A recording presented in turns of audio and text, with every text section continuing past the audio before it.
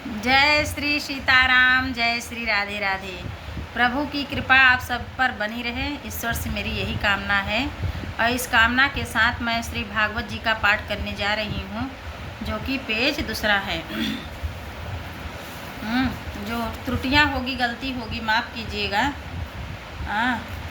कल एक हुआ था, दूसरा है, दूसरा पेज का है।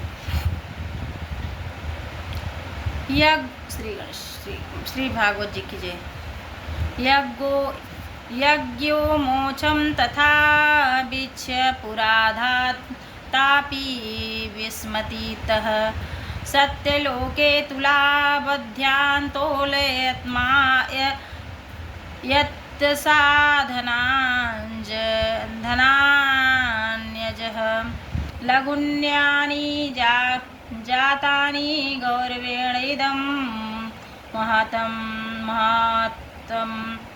तदारिणिगणा सर्वे विस्मयं परं यय्यो मेनिरे भगवत द्रुपं शास्त्रं भागवतं कलौ पठनाश्च वाणात्मधो वैकुण्ठफलदायकं सप्ताहेनं श्रुतः चतुः मुक्तिदायकम् सनकादौ पुरा प्रोक्तं नारदाय दयापरे यदपि ब्रह्मसम्बन्धा शृण्वमेत शृणुरसिता सप्ताहस्रः वर्णविधि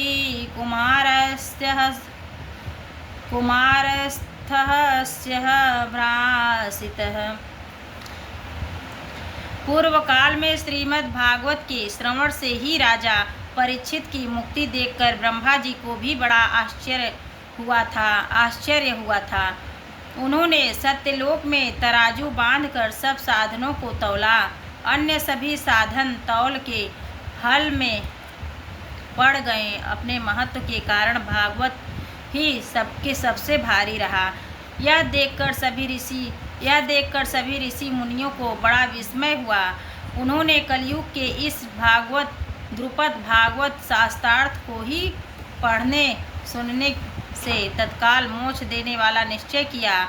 सप्ताह विधि से श्रवण करने वाला यह निश्चय भक्ति प्रदान करता है। पूर्व काल में इसे दयापारायण सनकादि ने ऋषि नारद को सुनाया था।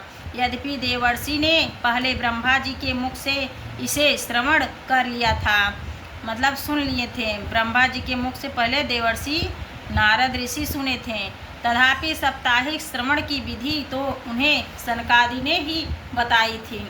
श्रवण करने की विधि क्या है, ये तो सनकादि ने ही बताई थी। लोक विग्रह मुक्तस्य नारदस्य स्थिरतस्य च विविधस्रः कृतं प्रीति संयोग पुत्रत्रौ सह।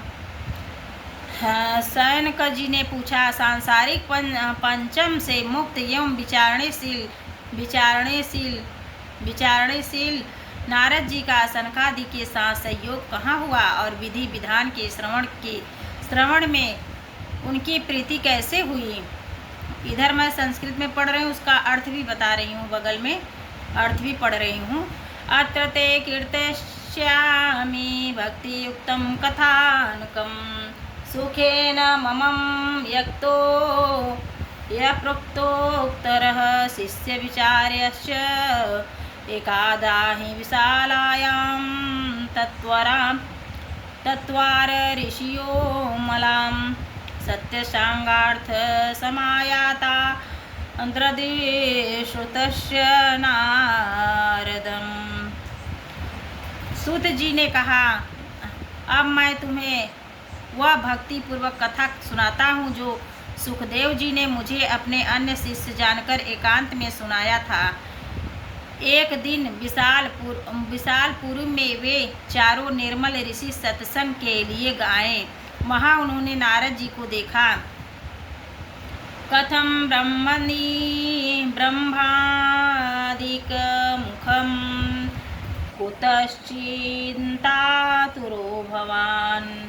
त्वरितं गम्यते कुत्रस्य गमनं तव इदानीं शून्यचित्तोऽपि गतविद्तो यथा जनः तमेदनं मुक्तसत्संगस्य नोचिदम्बन कारणम्। सनकादि ने पूछा ब्राह्मण, आपका मुख उदास क्यों हो रहा है? आप चिंतातुर कैसे हैं? इतनी जल्दी आप कहाँ जा रहे हैं और आपका आगमन कहाँ से हो रहा है? इस समय तो आप उस पुरुष के समान व्याकुल जान पड़ते हैं जिसका सारा धन लूट गया हो। आप जैसे आसक्त रहित पुरुष के लिए यह उचित नहीं है। इसका कारण बताइए। अहम तो पृथ्वी यातो ज्ञात्वां सर्वेतमामितिनि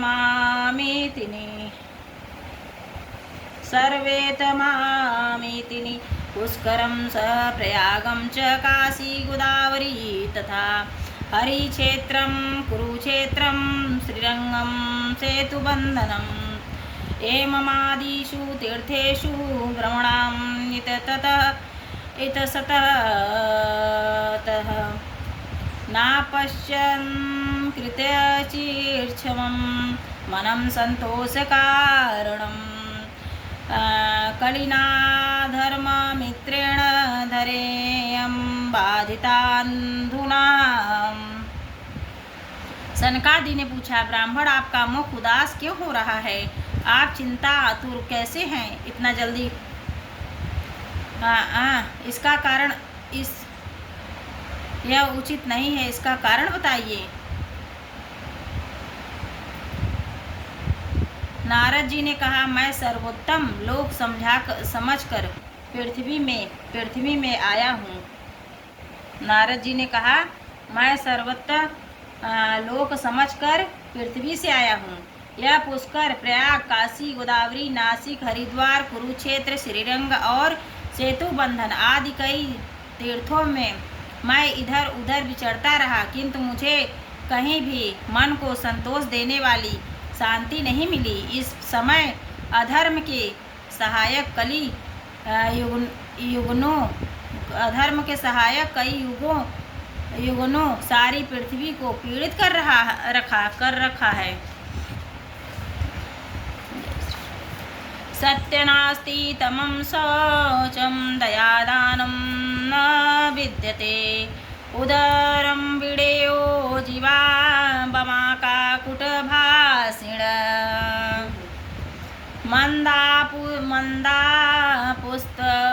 पुमन्दमतयो मन्दभाग्यम् उपद्रुतां पखण्डे निरन्ता सन्तो विरक्तां परिग्रह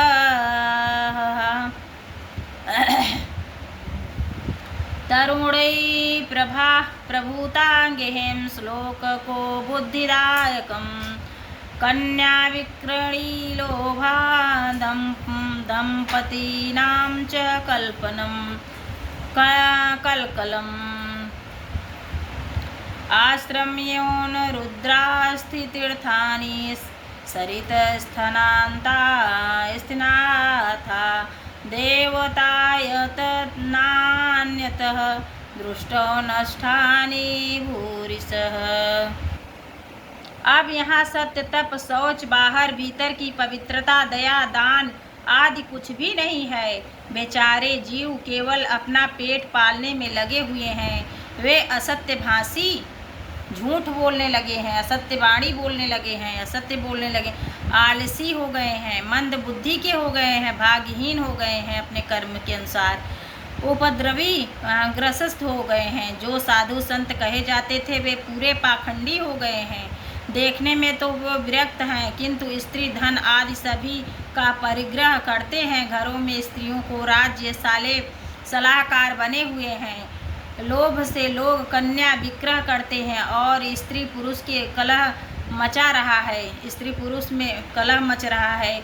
महात्माओं के आश्रम, तीर्थ तथा नदियों पर यवनों विधर्मियों का अधिकार हो गया है। इस दुष्ट ने इस दुष्टों ने बहुत से देवालय भी नष्ट कर दिए हैं।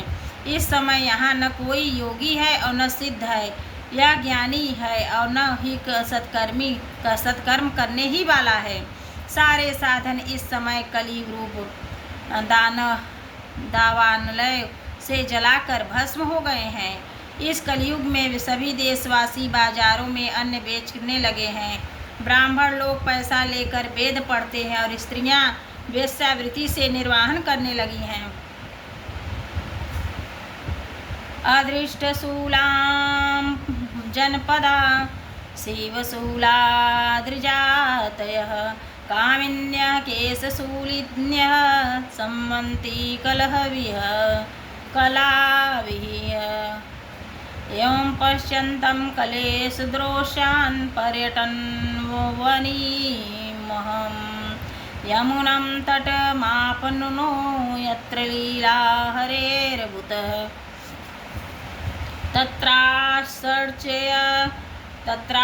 तत्राश्चर्यमयां दृष्टं योऽन्तां तदुन्तरनीश्वरा एकान्तु तरुणी यत्र निसरण्यां खिन्यमानसा बुद्धौ दौपतीतौ पार्थिव निश्वसन्त वचेतनौ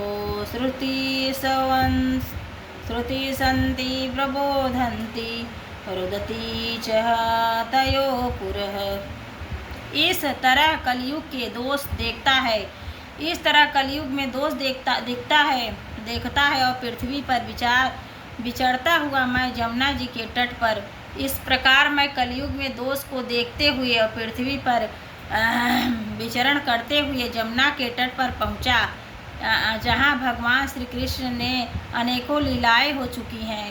मुनिवरों सुनिए, वहाँ मैंने एक बड़ा आश्चर्य देखा। वहाँ एक युवती स्त्री खिन्न मन में बैठी थी। वहाँ मैंने देखा जहाँ प्रभु श्री कृष्ण लीला कर चुके हैं, वहाँ नारद जी पहुँचे। वो देखते हैं क्या कि एक स्त्री बैठी है जो खिन्न है मन से, मतलब दुखी हुई स्त्री बैठी हुई है। उसके पास दो वृद्ध पुरुष अचेत अवस्था में पड़े हैं। ये देखिए, यहाँ ऋषि मुनि नारद ऋषि की जब बता रहे हैं कि मैं पृथ्वी पर विचरण करते हुए सब मैंने तीर्थों को देखा कि कलयुग में ऐसे ऐसे पाप बढ़ रहे हैं, ये चीज़ हो रहा है, ये तीर्थों का नाम लिए हैं। उसके बाद वो गए जहाँ प्रभु श्री कृष्ण ने अपनी बाल लीला रची थी, मतलब वहाँ वृंदावन में, वहाँ मथुरा में। वहाँ उन्होंने देखा जहाँ प्रभु अपनी बाल लीला रचाए हुए थे। वहाँ देखें एक स्त्री बहुत खिन्न अवस्था में दुखी पड़ी हुई थी, बैठी थी। उसके दो पुत्र भी थे। ये उनकी कहानी कही गई है भक्ति महारानी की। ये वो स्त्री कौन था? भक्ति जी थी। उनके पास दो वृद्ध पुरुष थे जो अचेत अवस्था में पड़े जोर जोर से सांस ले रहे हैं। वह तरुणी उनकी सेवा करती है। उनके पास दो पुरुष हैं जो वृद्धावस्था में हैं और जोर जोर से सांस ले रहे हैं। वह तरुणी उनकी सेवा कर रही हैं।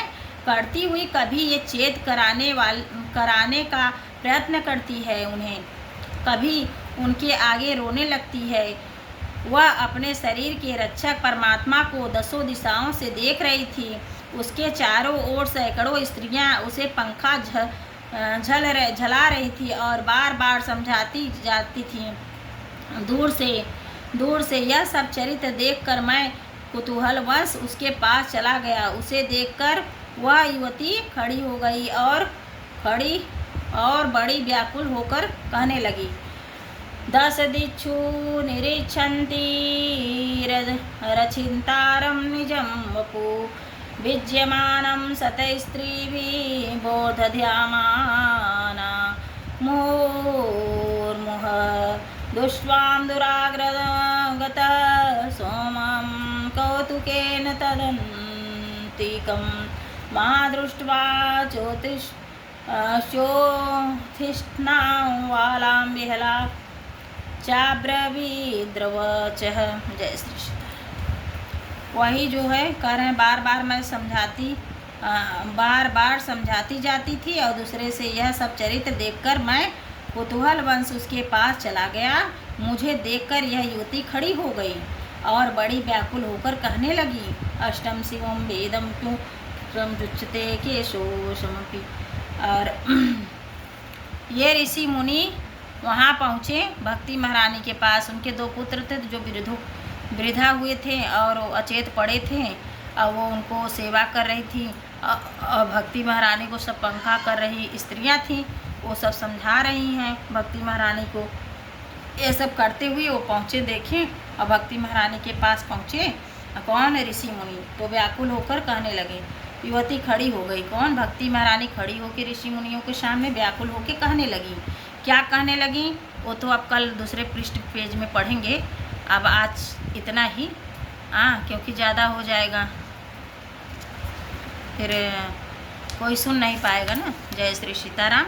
अब कल मैं भक्ति महारानी की कथा कहूँगी, आगे बहुत रस आएगा, सुनने में आनंद आ जाएगा। जय श्री सीताराम, जय श्री राधे राधे। आप सभी के ऊपर प्रभु की कृपा बनी रहे, भागवत जी का श्रद्धा प्रेम हो। ये भागवत ही हैं इस कलयुग में तारने के लिए। जय श्री सीताराम।